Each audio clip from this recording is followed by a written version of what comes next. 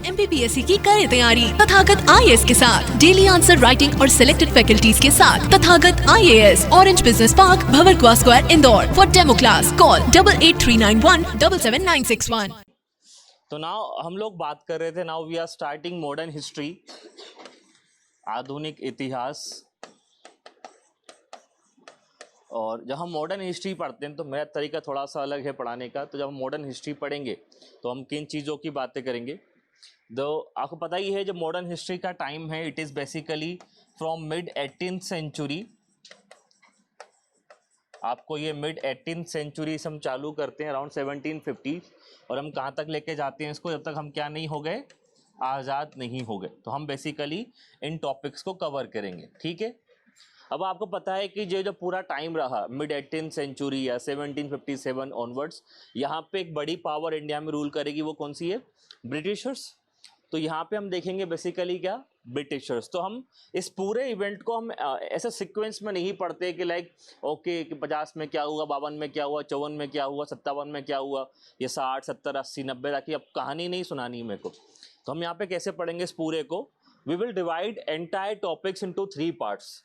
हम इस पूरे को 3 पार्ट में डिवाइड करेंगे, क्योंकि और जिस प्रकार से हम पढ़ेंगे वैसे ही क्वेश्चन बनते भी हैं सबसे। क्योंकि यहाँ पे एकमात्र पावर है, कौन सी पावर है आपकी? ब्रिटिश।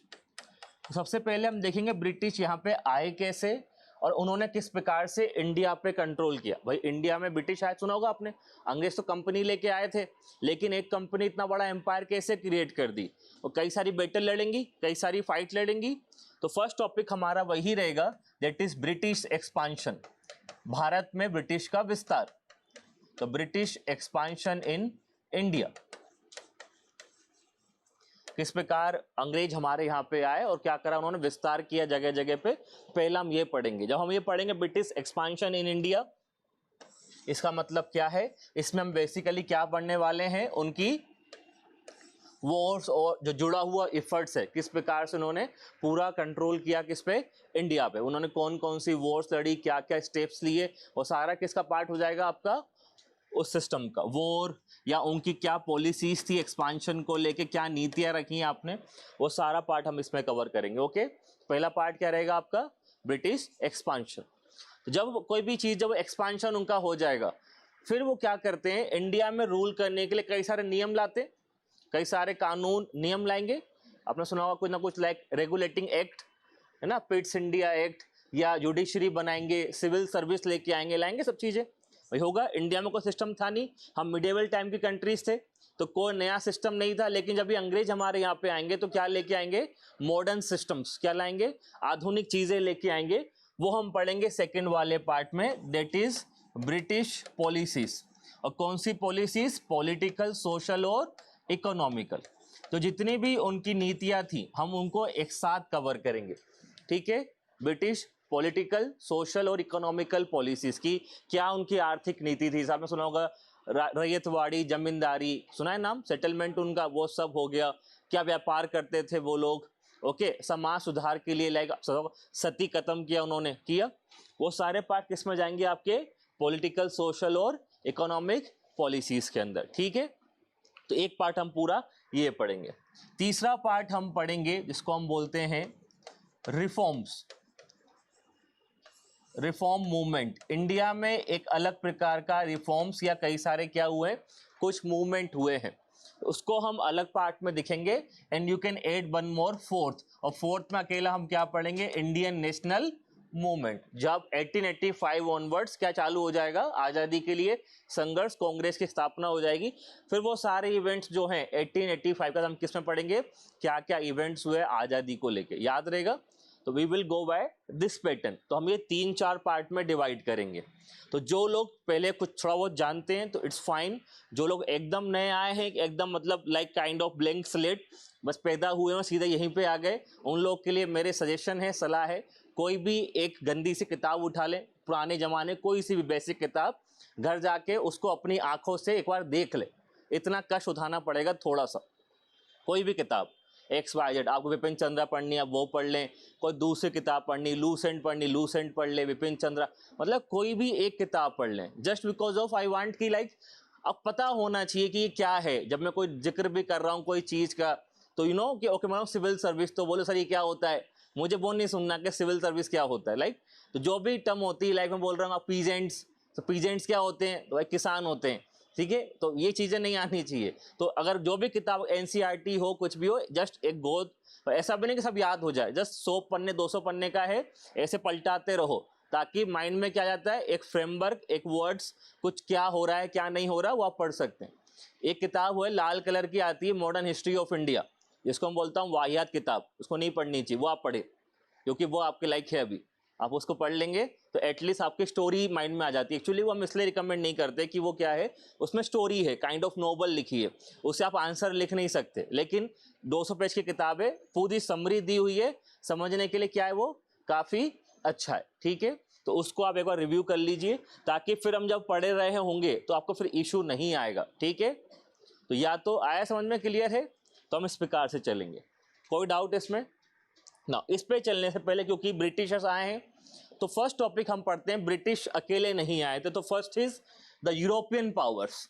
तो हम पहले समझ लेते हैं कि ब्रिटिशर्स इंडिया में क्यों आए, या अकेले ब्रिटिशर्स ही आए थे क्या, या और लोग भी आए थे। दैट इज फर्स्ट पॉइंट, हम पहला टॉपिक हम जानना चाह रहे हैं कि यूरोपियन पावर्स क्या है, क्योंकि कई सारी यूरोपियन पावर्स आई थी इंडिया में, लेकिन आखिर में रही कौन, एकमात्र ब्रिटिश। तो वो क्या पूरा सिनारियो था, किस प्रकार से रहा, तो ये पता होना चाहिए। इनसे भी क्वेश्चन आते हैं, इन टॉपिक से भी एक क्वेश्चन हमेशा मुझे लगता है कि आता है, ओके। तो इंडिया में कई सारे क्या आए, ये सारी कंपनीज या कई सारे यूरोपियंस आए, ओके। तो राइट द सीक्वेंस, पता है किसी को सीक्वेंस, कौन कौन आया इंडिया में सबसे पहले या बाद में, क्या सीक्वेंस था? सबसे पहले हमारे यहाँ पे कौन आए थे, पुर्तगाली।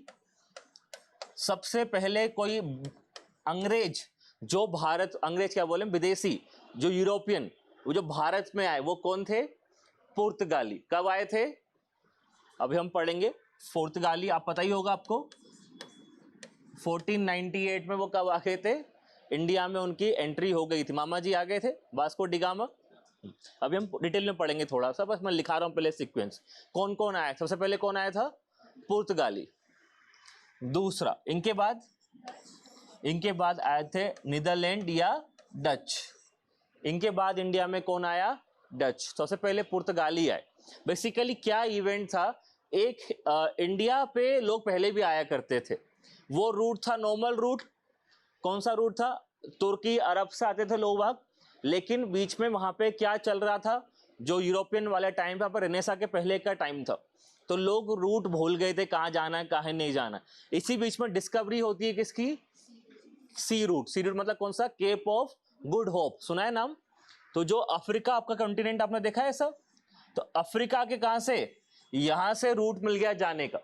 पहले रूट क्या था, लैंड रूट के थ्रू तुर्की या जो अरब सी वाला एरिया है वहां से लोग आते थे, लेकिन ये रूट किसी को मालूम नहीं था।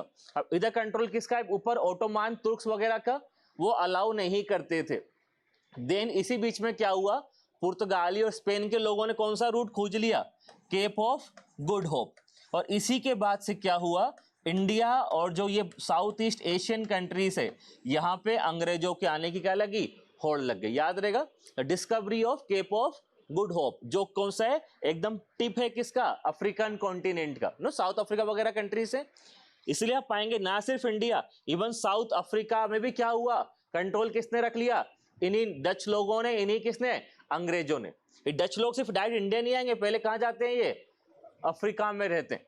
डच अफ्रीका में रहेंगे, फिर कहाँ एंट्री करते हैं, ये इंडिया में आते हैं। इनके पीछे कौन आएगा, फिर इनके पीछे फिर अंग्रेज आएंगे, डच के बाद इंग्लिश, इंग्लैंड के लोग आएंगे। तो इंग्लैंड लोग भी इसी रूट से आ रहे हैं, कौन सी रूट, मतलब इंडिया इधर है आपका, तो ये इसी रूट से आ रहे हैं। कहाँ से होके आएंगे, केप ऑफ गुड होप। तो ये भी कहाँ जाएंगे, अफ्रीका। और अफ्रीका में फाइट किसकी होती है, डच और किंग की, इंग्लिश की। उसको बोलते हैं बोर वार्स। अगर आपने पढ़ेंगे वर्ल्ड हिस्ट्री में, आप तो पढ़ चुके हैं वर्ल्ड हिस्ट्री, हंसना, पढ़े हो ना वर्ल्ड हिस्ट्री, आप तो पढ़े हो। वर्ल्ड हिस्ट्री को बोलते हैं war wars, Dutch versus English. पहले डच रहेंगे, इंग्लिश बोलेंगे, हम भी यहीं रहेंगे। तो ये आते प्यार से इंग्लिश, डच चल जाते हैं पीछे कि तुम आगे, हम पीछे चले जाएंगे, बोलते हैं तुम भी और पीछे जाओ, हम तो और पीछे आएंगे। तो फाइट होती है फिर कौन सी, वॉर वार्स, जिसमें जीतता कौन है, अंग्रेज। और फिर उनका रूल होता है किसमें, साउथ अफ्रीका में। तीसरा कौन आएगा? अंग्रेज। चौथा कौन आएगा? फोर्थ, हाँ डेनमार्क, डेन्स। फोर्थ आएंगे डेनमार्क के लोग, बोलेंगे हम भी चलते घूमने फिरने थोड़ा सा, कैसा लगता है? तो डेनमार्क के लोग भी कहाँ पे आएंगे? इंडिया में, या डेनिश जिसको हम बोलते हैं। पांचवा फिर आएंगे आपके फ्रेंच। पांचवा फिर आपका आएगा कौन? फ्रेंच। ये सारे के सारे जितने आपको दिखाई दे रहे हैं, ये सारे के सारे हैं 17वीं सेंचुरी में आएंगे इंडिया में। आपको ईयर किसी का याद नहीं रखना है, आने का ईयर याद नहीं रखना है, सीक्वेंस याद रखना है। सीक्वेंस क्या है? सबसे पहले पोर्तुगीज कौन सेंचुरी में आ रहे हैं? 15वीं सेंचुरी। और ये कौन से में आ रहे हैं? 17वीं सेंचुरी। डच, इंग्लिश, डेन्स और फ्रेंच। इनके बाद कौन से? इटालियंस, सोनिया गांधी। कौन आया था इनके बाद? 6 नंबर पे आए थे इंडिया में ऑस्टेंड, मतलब बेल्जियम के लोग। सबसे लास्ट में बेल्जियम के आए थे, दे वर हाईली लेट। ये 18वीं सेंचुरी में आए थे, ये 18वीं सेंचुरी में। ओके, तो सीक्वेंस याद रहेगा। सीक्वेंस बहुत सिंपल है, सीक्वेंस आ सकता है तो सीक्वेंस क्या रहता है आपका? PDEDF। ओके, लास्ट में कौन आएगा? ऑस्टेंड, मतलब कहाँ के लोग? बेल्जियम। तो इतनी सारी पावर्स आती हैं 17th और कुछ मिला के कहाँ पे? 18th सेंचुरी में। लेकिन मिड 18th सेंचुरी जो चालू किया, और हमारा modern history, mid 18th century में एकमात्र पावर रह जाएगी, वो कौन सी रहेगी? अंग्रेज, ब्रिटिश इन सबको कहीं ना कहीं कंट्रोल कर लेगी। सिर्फ एकमात्र पावर इमर्ज होगी, वो थी अंग्रेज। और मिड 18th सेंचुरी के बाद इंडिया में राइज किसका होगा? अंग्रेजों का। तो थोड़ा बहुत इनके बारे में जान लो पहले, ठीक है? कोई डाउट तो नहीं? सीक्वेंस क्लियर है? ये नंबर मतलब सीक्वेंस वाइज है, पहला, दूसरा, तीसरा, चौथा, पांचवा, छठवा, ठीक है? Now start with Portuguese. कुछ पॉइंट लिखो किसके बारे में? पुर्तगालियों के बारे में। तो पुर्तगाली बेसिकली कोई कंपनी नहीं थी। कभी आपने पढ़ा पुर्तगाली कंपनी? पुर्तगाली लोग आ गए थे कहाँ पे? इंडिया में। कौन खोजा था? वास्को डी गामा एंटर किया इंडिया में कब? 1498। कहाँ पे आए थे ये? कैलीकट। तो 1498 में कैलीकट में आए कौन? वास्को डी गामा जब यहाँ पे आए तो वहां पे कौन रूल कर रहा था? विजयनगर, कैलीकट में जेमोरिन। यहाँ पे रूलर कौन कहा जाते थे? केरल की कोस्ट पे कैलीकट कौन आए थे? जेमोरिन यहाँ पे आए थे। वो बड़े खुश हुए, अरे अंग्रेज भारत में कैसे? उस टाइम पे नई नई चीजें थी, तो अंग्रेज आए। नहीं होता जैसे कोई बाहर से आता, बच्चे भाग के जाते हैं नंगे नंगे, कौन आया करके, तो वैसे ही कौन आया? जेमोरिन भाग के गए, कौन आया? अंग्रेज आए। तो जैसे ही अंग्रेज आए, उनका वेलकम कौन करता है? जेमोरिन। वहां के रूलर कौन थे? तो वेलकम करते हैं जेमोरिन के, बड़े खुश होते हैं कि आप लोग वहां पे आए, पधारो सा करके, ठीक है? तो ये आते हैं और ये धीरे धीरे बेसिकली आ किसके लिए रहे? For spice trade. बाद में ये देखते हैं कि यार इंडिया व्यापार भी करेंगे, तो मसाले के व्यापार के लिए बेसिकली आए थे। देन ये क्या करते हैं? ये आते तो है यहाँ पे, लेकिन यहाँ पे इनको पसंद कौन नहीं करता? जो यहाँ पे ऑलरेडी ट्रेडर्स थे। कौन से? अरबी लोग, जो केरल में पहले से कौन थे? Arab traders. वो इनको पसंद नहीं करते, वो लगातार कान भरते हैं राजा के, भाई भगाओ भगाओ, बेकार लोग है, बेकार लोग है, बेकार लोग। यही चलता रहता है इनका, ठीक है? वो लोग पसंद नहीं करते, लेकिन ये इंडिया में आ जाते हैं। ओके, कोई डाउट तो नहीं? देन इसके अलावा फिर यहाँ पे ये अपने क्या भेजते हैं? अपने वाइसरॉय कि इंडिया में सारा काम कौन देखेगा? एक पुर्तगाली रिप्रेजेंटेटिव, जिसे क्या कहा गया? वाइसरॉय। अलग अलग लोग जो भी पुर्तगाल के जो एरियाज उनके कंट्रोल में थे, उनको क्या बोला गया कि यहाँ पे क्या क्या होगा? तो वहां पे बेसिकली कौन था आपका? वाइसरॉय भेजे गए। हमको 3 वाइसरॉय का नाम मिलता है। 3 यहाँ पे फेमस वाइसरॉय इंडिया में आए। सबसे पहले कौन आए थे? Francisco de Almeida. सबसे पहले जो आपके वाइसरॉय आए 1505 में। 1505 मतलब क्या? 6 साल बाद ही आ गए, क्योंकि इनको लगा कि इंडिया कैसी जगह? एक स्ट्रेटेजिक जगह है, खूब फायदा हो सकता है कहाँ से? इंडिया से। तो ये इंडिया में एंटर कर गए। पहला वाइसरॉय कौन आया?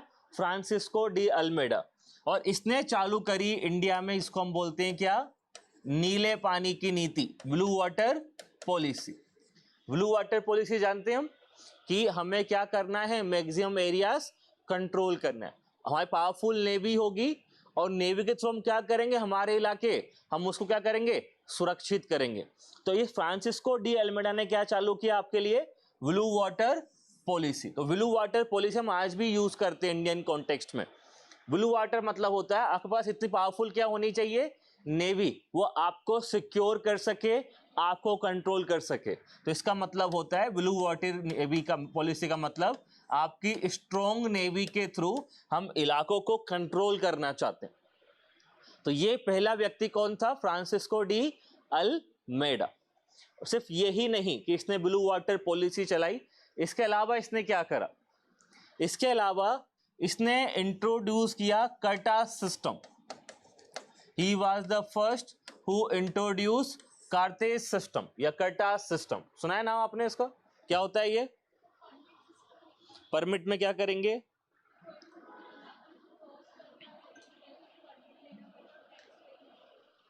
हाँ, कार्टास सिस्टम का मतलब होता है इट वाज काइंड ऑफ पास और परमिट सिस्टम। ये एक यूनिक कंसेप्ट लेके आया था और बिकॉज ऑफ इस ब्लू वाटर पॉलिसी ये क्या लेके आया, पास और परमिट सिस्टम। क्या होता है ये पास और परमिट सिस्टम, ये जान लो। इसने क्या बोला, लाइक ये इंडिया है, कोई भी शिप या तो यहां से कहां जा रहा हो, साउथ ईस्ट, या साउथ ईस्ट से कहां जा रहा हो, यूरोप, जो भी जाएगा वो कहां से होके जाएगा, पुर्तगाली वाले एरियास। वो पुर्तगाली से क्या लेके जाएगा, परमिट लेके जाएगा, पास लेके जाएगा। मतलब कंपलसरी क्या है आपको, उनको परमिट लेना या क्या लेना, पास लेना। क्योंकि यहाँ पे कौन घूम रहे होंगे, उनकी नेवी घूम रही होगी। उनसे बिना पूछे ना तो जहाज आगे जाएंगे, ना ही किधर आएंगे, इधर आएंगे। क्या लेना पड़ेगा आपको उसके लिए, पास या परमिट। उसको क्या बोला गया, कार्टाज सिस्टम। याद रहेगा, कार्टाज सिस्टम मतलब क्या होता है कि कोई भी चीजें इधर जाएगी, मतलब जिसको हम बोलते हैं द साउथ ईस्ट जाना या साउथ ईस्ट से इधर आना, आपको कंपलसरी है क्या लेना, पुर्तगालियों से पास। अगर परमिट नहीं लिया, पास नहीं लिया, तो आपके जो जहाज है उसको पकड़ लेंगे, डुबा देंगे, लोग को क्या बना लेंगे, बंदी बना लेंगे। ये उनका रूल था कि अगर आपने पास नहीं लिया तो फिर आपका जो शिप है, जहाज है, उसको पकड़ के रोक के वो उस पर एक्शन ले सकते थे। याद है कार्टाज सिस्टम। तो कार्टाज सिस्टम क्यों आ पाया, because of blue water policy. क्योंकि उनके पास क्या थी, स्ट्रॉन्ग नेवी। अगर नेवी नहीं होती तो वो जहाजों को पकड़ भी नहीं सकते थे, क्योंकि उनके जहाज यहाँ पे चल रहे हैं। तो वो कोई भी जहाज बिना परमिट के निकला, बिना पैसा दिए उनको निकला, तो क्या होगा फिर उसका, वो पकड़ लेंगे। याद रहेगा। तो कार्टाज सिस्टम भी कौन लाया था, ये। और इनकी कैपिटल क्या थी, कोचीन। मतलब इनका कैपिटल था कोचीन। तो कोचीन कहाँ है आपका, इधर। तो बैठे हुए हैं कोचीन, केरल में ही है ना कोचीन, कि श्रीलंका में, केरल में कोची, हाँ। तो कोची में बैठे हुए थे, तो कोची के पास से निकला तो पोची कर देंगे, ठीक है, गेम ओवर कर देंगे। तो इनका मीनिंग ये था कि कोई भी यहाँ से बिना पास दिए नहीं जाएगा, क्योंकि बैठे हुए हैं कहाँ पे।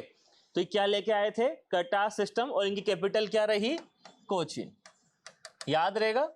ये काम किसका था, फ्रांसिस्को डी अल्मेडा का। ये काम इसने 3 किए, याद रहेगा, क्लियर। चलिए नाउ नेक्स्ट। इनके बाद जनरली आइडियली ये था कि जो वाइसरॉय का कार्यकाल होगा वो 3 साल का होगा। ये याद रखिएगा, जो भी वाइसरॉय है उसका जो टेनर रहेगा, कार्यकाल कितने साल का रहेगा, 3 साल। 3 साल कार्यकाल रहा, फिर इनको रिप्लेस कर दिया गया। 1509 में कौन आया आपका, नेक्स्ट कौन से आपके, Alphonso D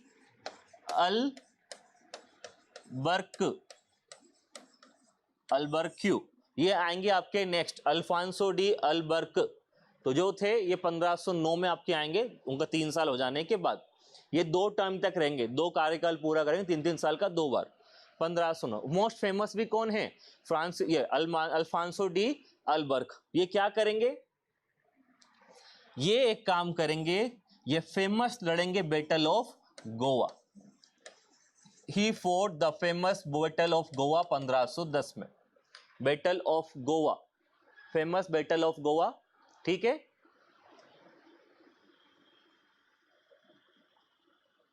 battle of Goa कैसे लड़ी इन्होंने, सामने कौन था, बैटल ऑफ गोवा थी किसके साथ, बीजापुर के साथ। तो ये बीजापुर से फाइट करते हैं और क्या ले लेते हैं उनसे, ये गोवा। तो पहली बार इनको गोवा किससे मिला, बीजापुर से क्या छीन लेते हैं, गोवा। और इसमें इनकी कौन हेल्प करता है, कृष्णदेव राय। ये याद रखिएगा, अलबर्क और कृष्णदेव राय दोनों कैसे हैं, कंटेम्पररी। मैंने बताया भी था, हम पढ़े थे कृष्णदेव राय, आपको याद होगा 2 साल पहले मैं लिखाया था कि उनकी दोस्ती थी किससे, पुर्तगालियों से। तो यही अलबर्क और दोस्त कौन थे, कृष्णदेव राय। दोनों ने मिलकर अटैक किस पे किया, बीजापुर पे, और क्या छीना उनसे, गोवा। बीजापुर में कौन था, इस्माइल आदिल शाह, इस टाइम पे रूलर थे इस्माइल आदिल शाह। उनको हराया जाता है और उनसे क्या छीन लिया जाता है, गोवा। तो गोवा किसके पास चला गया, पुर्तगालियों के पास। और ये जो गोवा रहेगा नाउ फ्यूचर में, गोवा क्या बनेगा इनका, मेन बेस, ठीक है। बस याद रखिए, गोवा जीता कौन था इनसे, अलबर्क। जीता किससे, बीजापुर के रूलर से। बीजापुर का रूलर कौन था, इस्माइल आदिल शाह, ठीक है। एक फेमस काम इसने ये किया, किसने, अलबर्क ने। दूसरा, he was the one who banned sati. इसी ने क्या बैन कराई थी, सती। मैं बताया भी था कि ये सती को बैन करवाते अपने इलाकों में। तो वो कौन था, अल्फांसो डी अलबर्क, जिसने बैन कराया। एंड देन तीसरा बड़ा काम, ये साथ में फाइट किससे लड़ेंगे,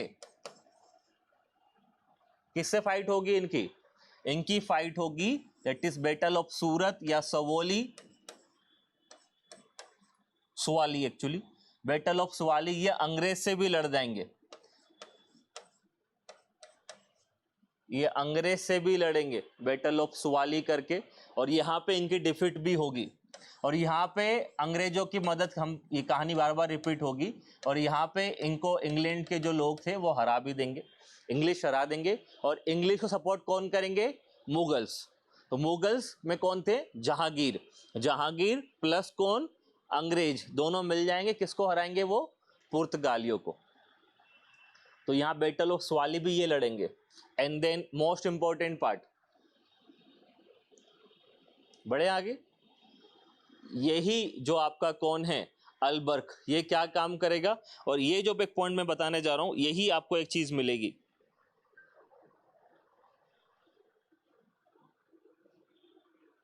चलिए याद रहेगा, ये कोई डाउट तो नहीं इसमें। तो ये अलबर्क की कहानी, सती को बैन करना, गोवा। लेकिन हारेगा किससे, ये अंग्रेजों से। और अंग्रेजों से हारेंगे तो उनका जो काम है, पहले एक्सपांशन कर रहे थे, फिर क्या रह जाएंगे, ये छोटे से इलाके में ही होके रह जाएंगे। कोई डाउट तो नहीं इसमें। तो ये इनकी कहानी की, इनकी अलबर्क की।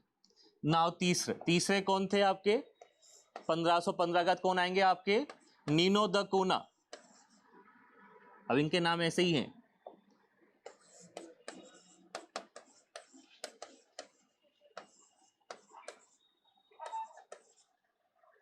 तो तीसरे आपके कौन है, नीनो द कुन्हा। ये कौन थे, Nuno da Cunha, Nuno da Cunha, ये तीसरे थे। इन्होंने क्या काम किया, he was the one who made capital Goa. इन्होंने कैपिटल शिफ्ट कर दी कहां पे, गोवा। याद है, पहले कैपिटल क्या थी, कोची। तो कोची से कैपिटल कहां लेके गए, ये गोवा। मैंने कहा क्योंकि इनकी हार किस में हो जाएगी, पहले इंग्लिश इनको हरा देंगे, इनका जो आइडिया था एक्सपांशन करने का वो धरा के धरा रह जाएगा। Then they wanted to shifted there came to Goa. तो नीनो द कुन्हा ने क्या शिफ्ट कर दिया, कैपिटल गोवा में रहेंगे, बढ़िया पार्टी वार्टी करेंगे, पियेंगे, खाएंगे, मजे करेंगे, क्या टेंशन पाले जीवन में, याद रहेगा कहाँ चले गए। और जब ये गोवा गए तो गोवा एक्चुअली किसके पास में है, गुजरात के पास में, दमन दीव वगैरह, और इसी गुजरात के पास में थे। तो फिर इनकी फाइट होगी किससे, नीनो द कुन्हा की। ये फाइट करेंगे किससे, बहादुर शाह से। इनकी बैटल होगी बहादुर शाह से, और बहादुर शाह से बैटल होगी और बहादुर शाह उसमें हारेंगे। और साइन होगी कौन सी, द ट्रीटी ऑफ बसेन। या बसेन की ट्रीटी 2-3 बार यूज में आएगी, याद रखिएगा। क्या साइन होगी, ट्रीटी ऑफ बसीन। तो बसीन की ट्रीटी साइन करेंगे नीनो द कुन्हा, और कौन साथ में, बहादुर शाह। और उनसे ये क्या ले लेंगे, दीव। और बहादुर शाह को दीव को क्या करना पड़ेगा, सरेंडर करना पड़ेगा। अब नाउ इंटरेस्टिंग बात तो अगली है, तो बहादुर शाह ने क्या सरेंडर कर दिया, दीव।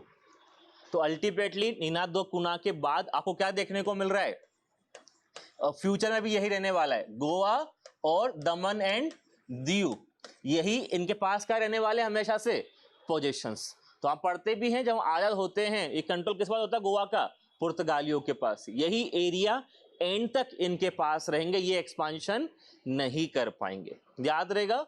तो नीनो द कुन्हा ने किसको हराया था, बहादुर शाह को। क्या ट्रीटी हुई थी, ट्रीटी ऑफ बसीन, जिसमें उनको दीव छोड़ना पड़ा था।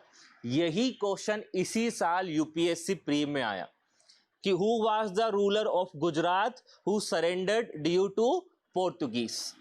है टफ क्वेश्चन है, क्या आंसर होगा, बहादुर शाह। और ये मैं अभी नहीं बता रहा कि मैंने आपको अभी बता दिया, मैंने एक फाइल ग्रुप पे सेंड की थी आई थिंक अप्रैल में। I use to send exam time में शॉर्ट नोट्स, तो मैंने एक शॉर्ट नोट्स बना के डाले थे ग्रुप पे, पोर्तुगीज इन इंडिया करके। आप देखेंगे इसकी 1 पेज की फाइल है, just short notes Portuguese in India. उसका लास्ट पॉइंट मैंने यही लिखा था कि यही बीजापुर के बहादुर शाह जो थे, इस क्या करते हैं, हारते हैं किससे, नीनो दा कुन्हा से। ट्रीटी क्या होती है, बसीन की। ये मैंने जस्ट अप्रैल में ही ग्रुप पे डाल रखा है।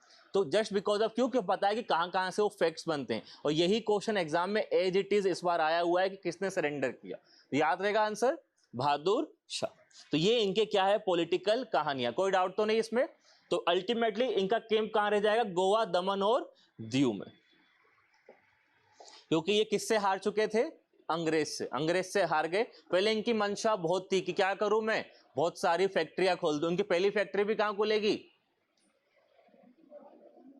गोवा में खुलेगी फैक्ट्री। पहली फैक्ट्री कहां खुलेगी, कैलीकट, जहां पे ये आए थे। कोई डाउट तो नहीं, ये इस प्रकार से चलेगा, कोई डाउट इसमें, और जान लीजिए। तो हमने जान लिया नाउ, और ये क्या नई चीजें लेके आएंगे। अच्छा, एक इवेंट तो आपने लिख ही लिया है, अभी हम सारे इवेंट्स लिखेंगे, कोई डाउट तो नहीं। एक इवेंट थोड़ा सा लेटर ऑन होने वाला है। लेटर ऑन क्या होगा पता है आपको, क्या पुर्तगाली और अंग्रेजों में कुछ रिलेशन बनेंगे, मैट्रिमोनियल अलायंस किसके बनेंगे, हाँ। और लेटर ऑन, ये वही इवेंट लिखाना चाह रहा हूं, लेटर ऑन इनके पास बॉम्बे भी रहा होता है। ये बॉम्बे किसको दे देंगे, बॉम्बे जो है ये पुर्तगाल के कंट्रोल में रहेगा, और ये बॉम्बे को बाद में ही दे देंगे किसको, इंग्लिश को, इंग्लैंड को। इनके पास बॉम्बे भी रहता है थोड़ा बहुत, लेकिन बॉम्बे इनके पास रहता है। और I think mid 17th century की बात है। शादी होती है किनकी, पुर्तगाल की राजकुमारी किससे, इंग्लैंड के राजकुमार से, चार्ल्स करके नाम था उनका, उनसे शादी होती है। तो शादी में क्या मिलता है गिफ्ट के रूप में, दहेज में, दहेज में बॉम्बे दे दो, ठीक है, सीधा बॉम्बे मिलेगा दहेज में, किनको, इंग्लैंड को। फ्यूचर में इंग्लैंड पे किसका कंट्रोल कर लेगा, बॉम्बे के ऊपर। याद रहेगा, ये कुछ इवेंट्स है। नाउ इसके अलावा ये कुछ नई नई चीजें लेके आए थे इंडिया में, तो ये उसके लिए भी हम जानते हैं इनको, इनका न्यू सिस्टम्स इंडिया में लेके आए थे। अभी हमने देखा ये क्या लेके आए थे, कर्टास सिस्टम। कर्टास सिस्टम पढ़ चुके हैं, क्या था, परमिट सिस्टम। इसके अलावा they also introduce feitoria system. Feitoria system भी लेके आए थे। फ्यूटोरियास को हम एक और नाम देते हैं फैक्ट्री सिस्टम। इंडिया में क्या लेके आए थे ये, कारखाना सिस्टम। फैक्ट्री, फैक्ट्री होती थी, फैक्ट्री यहां पे मीनिंग क्या है फैक्ट्री का, हाँ, factory is a kind of warehouse, trading post. जब हम बोलते हैं आज की फैक्ट्री, वो तो क्या है, जहां पे कारखाना मैन्युफैक्चरिंग हो रही है। यहाँ पे फैक्ट्री में क्या नहीं हो रहा है, यहाँ मैन्युफैक्चरिंग नहीं हो रही है। फ्यूटोरास बोलते हैं या फैक्ट्री सिस्टम, ये काइंड ऑफ वेयर हाउस, जहां पे आप सामान को क्या रखते हो, इकट्ठा करते हो, एक्सपोर्ट के लिए और किसके लिए, इंपोर्ट के लिए, काइंड ऑफ वेयर हाउस। और वेयर हाउस भी कैसे होते हैं, they are generally fortified. Fortified मतलब क्या, अगल बगल कौन तैनाती रहती है, सेना की तैनाती करते थे ताकि कोई आए नहीं। सब हम पढ़ेंगे अंग्रेज में। इंग्लैंड में क्या था, फोर्ट विलियम।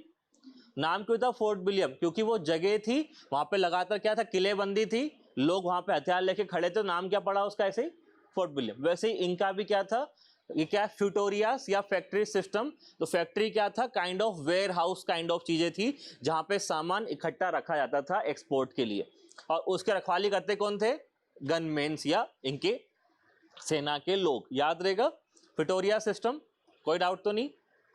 इसके अलावा ये अपनी करेंसी भी चालू करते हैं।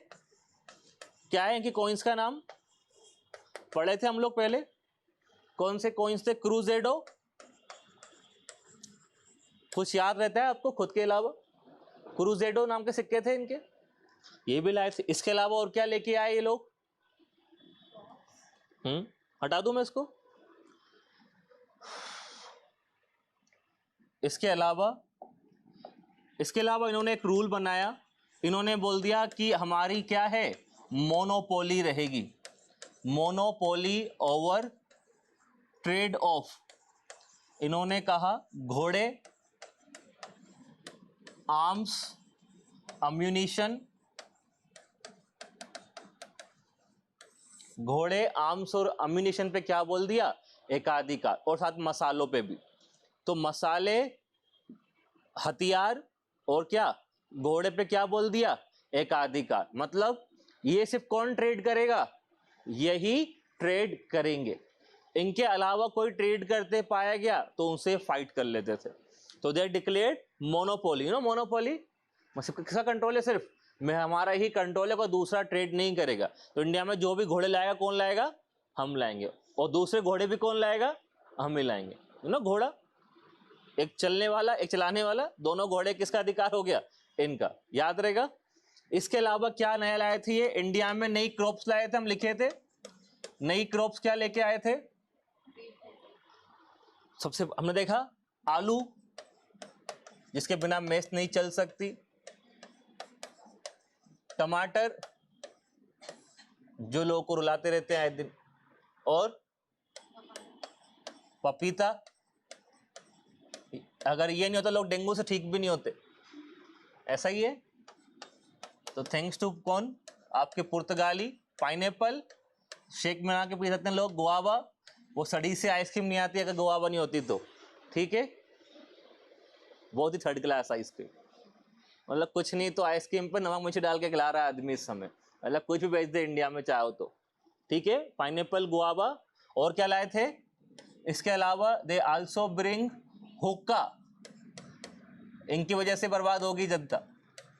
हुक्का जानते हो ना, हुक्का क्या होता है, हुक्का, हुक्का बाहर इंदौर में अलाउ है, बैन है इंदौर में हुक्का अलाउ थोड़ी ना, पहले होता था जब हम कॉलेज में, तब इंदौर में अलाउ था हुक्का, तो कई सारे हुक्का लाउंज खुल गए थे, जनता बर्बाद हो रही थी तो बैन कर दिया इंदौर में कि नो हुक्का ना हो, अपने घर में रखो। फिर लोगों ने हुक्का घर में खरीद लिया और घर में उड़ाते रहते, होता है ऐसा।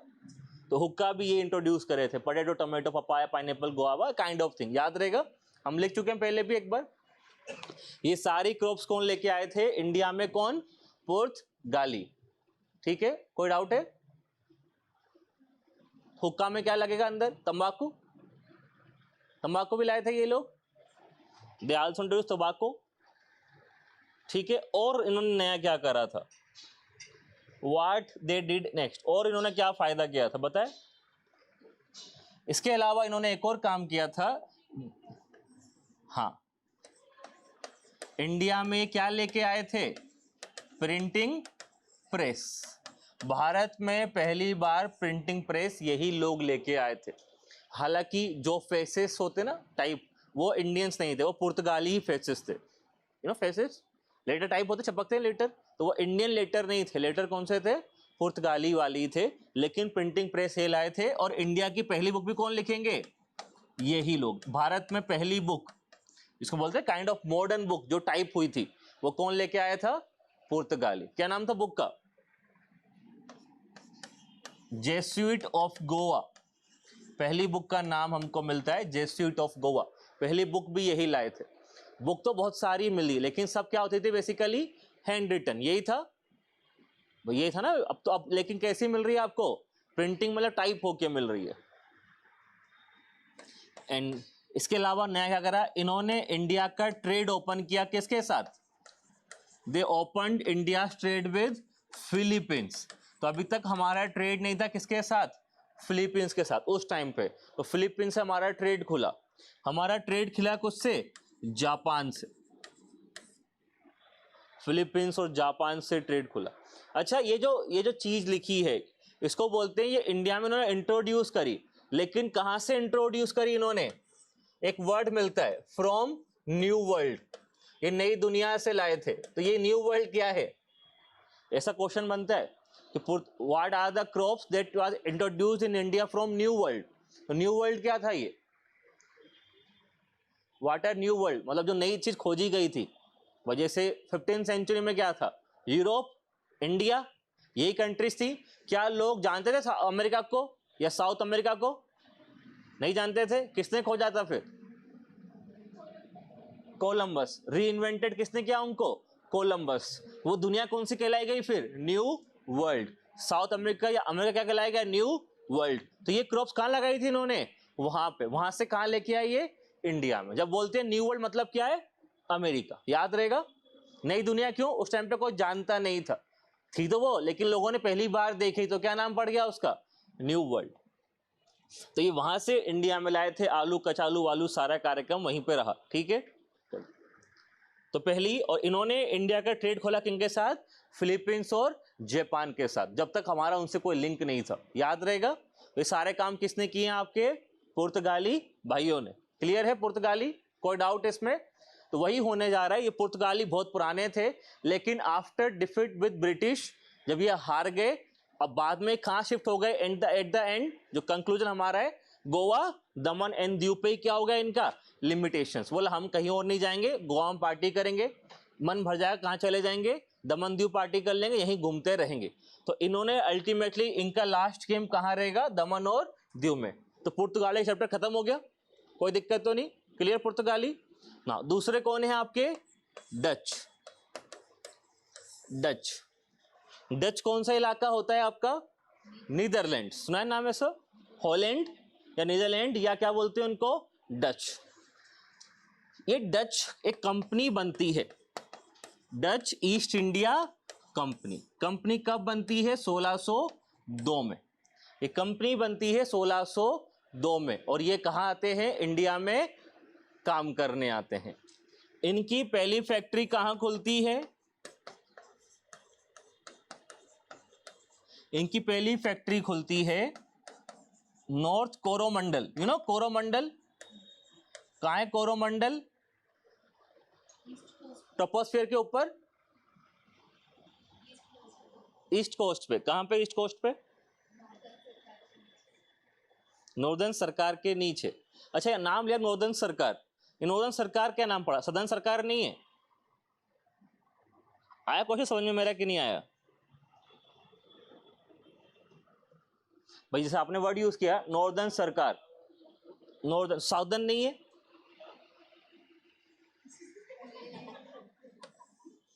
इनका कहना ऐसा है कि नॉर्थ कोरोमंडल जो हम बोल रहे हैं, जगह है पेटापुली, जगह है पेटापुली। तो ये बता रहे हैं नॉर्थ कोरोमंडल की ये कहां पे? नॉर्दर्न सरकार के पास। कहां है नॉर्दर्न सरकार? ये जो हमारा ईस्टर्न कोस्ट है इसको क्या बोलते हैं? नॉर्दर्न सरकार। कोरोमंडल इसको बोलते हैं। तो इनके ऊपर वाले इलाके में क्या खुली? पहली फैक्ट्री। तो मेरे इन्होंने वर्ड यूज किया नॉर्दर्न सरकार। मेरा क्वेश्चन सदन नहीं है, वो भी है।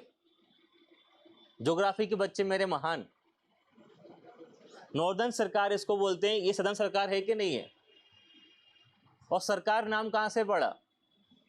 सरकार लिखा है CIR, CAR ऐसे लिखते हैं। देख तो ऐसे रहो जैसे पता नहीं मैं कोई अंग्रेजी बता रहा हूँ अलग से चीज, पुर्तगाली बता रहा हूँ आपको। इसको बोलते हैं नॉर्दर्न सरकार। तो इसको सरकार क्यों बोला गया? तो ये नॉर्थ है, साउथ वाला कौन सा है? यही कोरोमंडल वाला, लेकिन नाम क्या होगा इसका? कोरोमंडल। तो नॉर्दर्न सरकार क्या मतलब है इसका? यू नो मुगल्स, सूबा, सरकार, परगना। तो ये जो कोस्ट थी डिवाइड थी किसमें? अलग अलग सरकार्स में। तो नाम क्या पड़ गया इसका? नॉर्दर्न सरकार। तो सरकार का नाम कहां से पड़ा है? मुगल डिवीजन से। याद रहेगा कि नहीं? तो बदल गया ना नाम, तो उसको भी सरकार के, इसको सरकार ही पढ़ते हैं बेसिकली, लेकिन नाम क्या हो गया, सी से स्पेलिंग लिख दिया, लेकिन नाम कहाँ से पढ़ा है, वहीं से। तो ये इनकी पहली फैक्ट्री कहाँ थी, पेटापुली या फिर क्या, नॉर्थ कोरोमंडल, मतलब वहां पे। और इसी के साथ एक और जगह एक ही टाइम, मतलब एक साल में 2 खोली थी, दूसरी कहाँ खुली थी, मसूलीपट्टनम। दोनों एक ही जगह पे, मतलब एक ही साल में खुली थी। तो याद रखिएगा, अगर ऑप्शन में क्या दिया है, पेटापुली या नॉर्थ कोरोमंडल, तो क्या लगाएंगे आप, पेटापुली। अगर ऑप्शन पेटापुली नहीं है, क्या दे रखा है, मसूलीपट्टनम, तो आप क्या लगाएंगे, मसूलीपट्टनम, क्योंकि ये दोनों एक ही साल में खुली थी। तो कई सी बुक्स में क्या दिया हुआ है, मसूलीपट्टनम, किसी में क्या दिया हुआ है, पेटापुली। जो ऑप्शन में दिया हो, अगर पेटापुली दोनों दिए हो तो क्या लगाएंगे हम, पेटापुली या नॉर्थ कोरोमंडल। ये नहीं दिया है, सिर्फ क्या दिया है, मसूलीपट्टनम, तो मसूलीपट्टनम लगा देना, याद रहेगा। तो ये काम डच लोगों ने किया। डच इंडिया में ट्रेड करने आए तो इन्होंने और फैक्ट्रीज खोलना शुरू करी, तो इनकी फैक्ट्रीज लगातार चलेगी। तो डच इंडिया में आएंगे तो बेसिकली ये भी किसके लिए आएंगे, मसालों के लिए, स्पाइसेस ट्रेड। शुरुआत में ही आए थे मसालों के लिए, देन इनको मालूम चला कि अरे मसालों से अच्छा तो कुछ और भी है इंडिया में, वो क्या है। इनिशियली किसके लिए आए थे, मसाले ट्रेड के लिए। ये इंडिया भी आए थे और साथ में कहाँ गए थे, ये इंडोनेशिया, साथ में इंडोनेशिया भी गए थे मसालों के लिए। तो मसाला कहाँ से लेते थे, इंडोनेशिया से भी लिया, और कहाँ से लेते थे, इंडिया से भी। लेकिन इनको क्या लगा कि मसालों के अलावा भी कुछ और हो सकता है, फ्री कहाँ चले गए, इंडिया के टेक्सटाइल्स के अंदर, बाद में कपड़ों में एंट्री करके। तो क्या करते थे बेसिकली, इंडिया से कपड़े लेके कहाँ जाएंगे, इंडोनेशिया, वहां से क्या लेंगे, मसाले। मसाले कहाँ पहुंचाएंगे, अपने यूरोप के अंदर। ये इनका ट्रेड चालू हुआ कि इंडिया से खरीदेंगे कपड़े, कपड़े बेचेंगे इंडोनेशिया को, उनसे क्या खरीदेंगे, मसाले, मसाले पहुंचाएंगे कहाँ पे, यूरोप में। ये इनका ट्रेड चला। लेकिन लॉजिकल है, साथ में इनके वहां पे कौन आ जाएगा बाद में, इंग्लैंड। तो बाद में इनकी जो लगातार फाइट चलेगी किससे, अंग्रेजों से, क्योंकि इंग्लिश जो ईस्ट इंडिया कंपनी है, दोनों ऑलमोस्ट सिमिलर काइंड ऑफ इलाकों पर रूल कर रही। भाई ये मसूलीपट्टनम में, वो भी पहुंच जाएंगे मसूलीपट्टनम, देन ये और एक्सपांशन करेगी, वही पहुंच जाएंगे एक्सपांशन करते करते।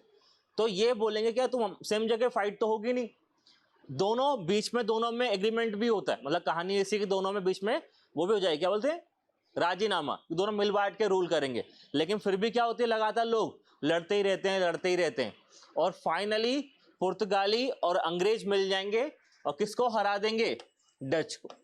तो अंग्रेज मिलके पुर्तगाली के साथ डच को हरा देंगे। कौन हरा देगा इनको, अंग्रेज। और किस में हराते हैं, बैटल ऑफ बेदारा। तो बैटल ऑफ बेदारा एक फेमस बैटल होगी 1759 में, 1759 में बैटल ऑफ बेदारा होगी, जिसमें डच की हार होगी और डच अपना बोरिया बिस्तर बांधेंगे, बोलेंगे कहाँ जाएंगे, इंडोनेशिया में ही रहेंगे, इंडिया को छोड़ देते। तो इनका पूरा बेस कहाँ शिफ्ट हो जाएगा, इंडोनेशिया में। तो अगर आपने वर्ल्ड हिस्ट्री पढ़ी हो तो इंडोनेशिया में कौन रहते हैं, यही डच लोग। तो उनको कौन हराएगा वहां पे जाके, अमेरिका। तो अमेरिका वहां पहुंचेगा, मतलब ये इंडोनेशिया वाले इलाके में इनको फिर फ्री करेंगे। अमेरिका भी नहीं बोल सकते, यही वहां पे रहेंगे लंबे समय तक, फिर इनको ही फ्री किया जाएगा डच को बाद में जाके। तो बेसिकली इंडोनेशिया किससे फ्री होगा फ्यूचर में जाके, जो हम बोलते हैं ना इंडिया फ्री किससे हुआ, इंग्लैंड से, वो किससे होंगे, डच से।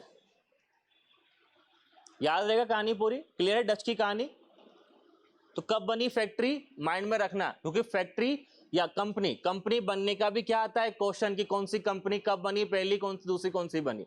और पहली फैक्ट्री भी याद है, क्लियर है। और ये बैटल ऑफ बेदारा याद रहेगी। इस बैटल ऑफ बेदारा में क्या लड़ाई होगी, अंग्रेज किसको हरा देंगे, डच को। और डच की वो आखिरी बैटल थी, दोनों बोरिया बिस्तर बांधेंगे, कहाँ चले जाएंगे आपके, वापस सब कुछ छोड़ के कहाँ शिफ्ट हो जाएंगे, इंडोनेशिया। और इवन एंड तक रहेंगे इंडोनेशिया। फिर 1950 में इंडोनेशिया, सुकर्णो वहां का लीडर होगा, वो क्या करेगा, आजाद कराएगा, किससे, डच से। ठीक है, चलिए तीसरे कौन थे आपके, अंग्रेज।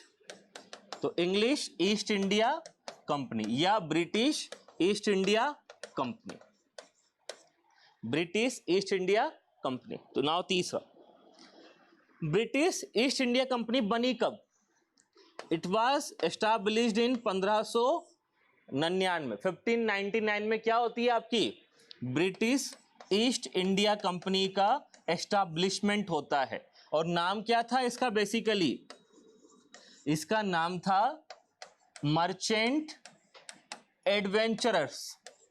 ये इंग्लिश में ही नाम लिखिएगा, इसका नाम था क्या? English merchant adventurers.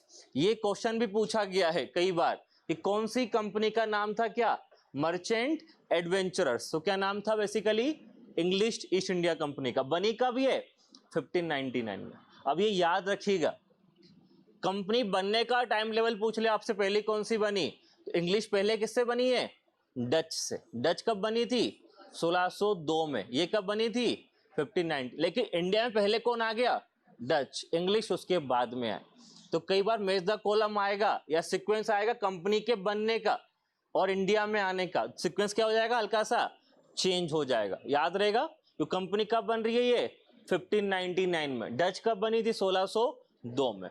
नाम क्या था इसका ओरिजिनल? Merchant adventurers. फिर ये 1607 में इंडिया आएंगे। कौन के कोर्ट में जाएंगे? जहांगीर के कोर्ट में।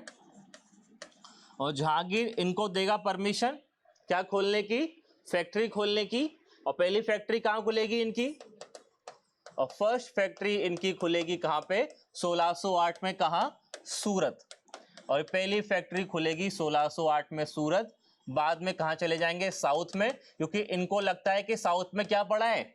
सब खाली है, क्योंकि साउथ में उस टाइम पे कोई था ही नहीं, क्योंकि जो था विजयनगर वो डिक्लाइन हो चुका था 1565 में। छोटे मोटे रूलर्स घूम रहे थे, तो ये साउथ में भी जाते हैं और क्या ले लेते हैं? फैक्ट्री। 1611 में कहाँ बनती है? मसूलीपट्टनम। फिर धीरे धीरे धीरे इनकी फैक्ट्री कहाँ खुलेगी? और प्लेसेस में खुलेगी, जगह जगह खुलती जाएगी खुलती जाएगी। याद रहेगा। तो इंडिया में आए 1607 में, जहांगीर ने परमिशन दी, फैक्ट्री सूरत मसूलीपट्टनम। ठीक है। ओरिजिनल नाम क्या था इनका? Merchant adventurous. ये फैक्ट्री खोल रहे होंगे, लेकिन जब ये इंडिया में आ रहे हैं तो ऑलरेडी मौजूद कौन है? अंग्रेज। तो अंग्रेज तो ये खुद ही है। कौन मौजूद है? पुर्तगाली। पुर्तगाली और डच। तो एक इवेंट ये होता है, जहांगीर जो होते हैं और पुर्तगाली उनको इन्फ्लुएंस कर देता है। कौन? पुर्तगाली। और ये किसको हटा देंगे वहां से? ही एक्सपेल्ड ब्रिटिश। और अपने डोमिनियन से ब्रिटिश को बोलेंगे निकल जाओ मेरे घर के आगे से, क्योंकि उनके कान कौन भर रहा था? पुर्तगाली। अच्छा, इनको 1607 में इनके पास आया कौन था? जहांगीर के पास विलियम हॉकिंस। तो याद रखिएगा, विलियम हॉकिंस इनके यहाँ पे आते हैं और विलियम हॉकिंस इनसे परमिशन लेते भी हैं। और विलियम हॉकिंस को बनाते हैं मनसबदार। ये भी याद रखिएगा। उससे क्या देते हैं? अच्छी बात है तुम आए हो, तुम आज से क्या बन जाओ? मनसबदार। उसको मनसबदार याद है? मनसब बनाते हैं और 400 जाट की रैंक देते हैं। याद है जाट सवार? तो इसको उसने 400 जाट की रैंक भी दी थी, कभी आ जाए तो याद रखिएगा।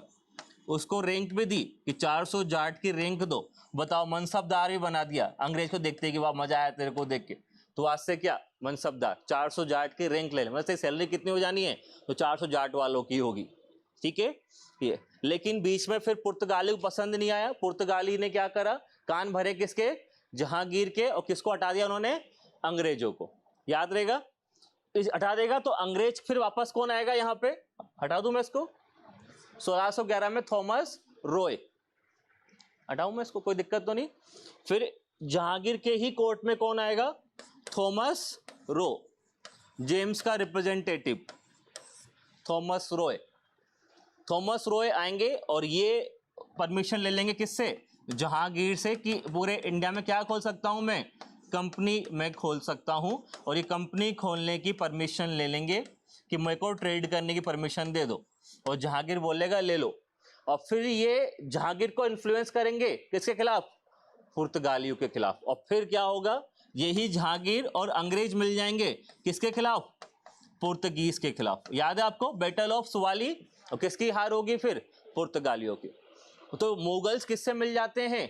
अंग्रेजों के साथ। रीजन क्या था? जो अंग्रेज जो ट्रेड कर रहे थे उनसे बहुत मुनाफा हो रहा था। और मुनाफा किसको मिल रहा था? जहांगीर को या मुगल रूलर्स को। तो they always favour British over other kind of rulers या अदर काइंड ऑफ कंपनीज। तो उन्होंने क्या करा? पुर्तगाली के मुकाबले किसको सोचा अपने खास रखने के लिए? अंग्रेजों को। तो ये सपोर्ट करते हैं किसका? अंग्रेज का। और किसको हरा देते हैं? पोर्तुगीज को। तो जो पता था पोर्तुगीज का पूरा साफ हो गया। ठीक है। इस प्रकार से अंग्रेज क्या होगा? धीरे धीरे पावरफुल निकल के आए। तो फिर यहां से आपको जो इंग्लिश ईस्ट इंडिया कंपनी है धीरे धीरे वो क्या दिख रही है, पावरफुल होती दिखाई दे रही है, क्योंकि उनको लगा कि मुगल्स हमारे पास क्या है, साथ में खड़े हैं। अब मुगल्स क्यों साथ में खड़े थे, उन्हें क्या मिल रहा था, पैसा, उनको पैसा मिल रहा था, उन्हें कोई दिक्कत नहीं थी। ठीक है,